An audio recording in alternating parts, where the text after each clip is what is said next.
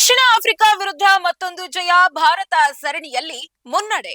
T20 ಸರಣಿಯ ಮೂರನೇ ಪಂದ್ಯದಲ್ಲಿ ಭಾರತ ತಂಡವು ದಕ್ಷಿಣ ಆಫ್ರಿಕಾವನ್ನ 7 ವಿಕೆಟ್ಗಳಿಂದ ಸುಲಭವಾಗಿ ಸೋಲಿಸಿ ಸರಣಿಯಲ್ಲಿ ಮುನ್ನಡೆ ಸಾಧಿಸಿದೆ.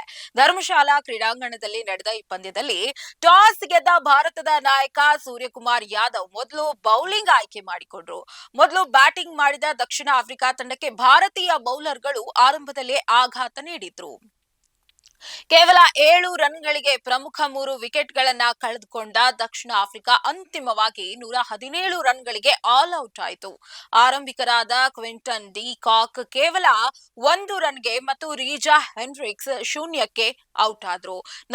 ನಾಯಕ ಐಡನ್ ಮಾರ್ಕ್ರಮ್ ಅವರು 46 ಎಸೆತಗಳಲ್ಲಿ 61 ರನ್ ಗಳಿಸುವ ಮೂಲಕ ತಂಡದ ಮೊತ್ತ 100 ಗಡಿ ದಾಟಲು ನೆರವಾದ್ರು. ಭಾರತದ ಪರವಾಗಿ ಆರ್ಶದೀಪ್ ಸಿಂಗ್, ಹರ್ಷಿತ್ ರಾಣಾ, ವರುಣ್ ಚಕ್ರವರ್ತಿ ಮತ್ತು ಕುಲ್ದೀಪ್ ಯಾದವ್ ತಲಾ 2 ವಿಕೆಟ್ ಪಡೆದರೆ ಹಾರ್ದಿಕ್ ಪಾಂಡ್ಯ ಮತ್ತು ಶಿವಂ ದುಬೆ ತಲಾ 1 ವಿಕೆಟ್ ಗಳಿಸಿದ್ರು. ಈ ಸುಲಭ ಗುರಿಯನ್ನ ಬೆನ್ನತ್ತಿದ ಭಾರತ ತಂಡದ ಆರಂಭಿಕರಾದ ಅಭಿಷೇಕ್ ಶರ್ಮಾ ಮತ್ತು ಶುಭಮನ್ ಗಿಲ್ ಸ್ಫೋಟಕ ಆರಂಭ ನೀಡಿದ್ರು. ಈ ಜೋಡಿ ಕೇವಲ 31 ಎಸೆತಗಳಲ್ಲಿ 68 ರನ್ಗಳ ಜೊತೆ ಆಟವಾಡಿ ಗೆಲುವಿನ ಹಾದಿಯನ್ನ ಸುಗಮಗೊಳಿಸಿತು.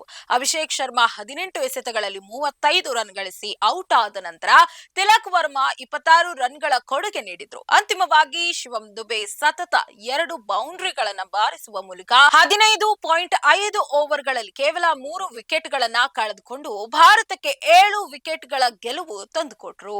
ಸೂರ್ಯಕುಮಾರ್ ಯಾದವ್ ಅವರು ಅಂತಿಮವಾಗಿ 12 ರನ್ಗಳೊಂದಿಗೆ ಅಜೇಯರಾಗಿ ಉಳಿದ್ರು. ಈ ಗೆಲುವಿನೊಂದಿಗೆ 5 ಪಂದ್ಯಗಳ ಸರಣಿಯಲ್ಲಿ ಭಾರತ 2-1 ಅಂತರದ ಮುನ್ನಡೆ ಗಳಿಸಿದೆ.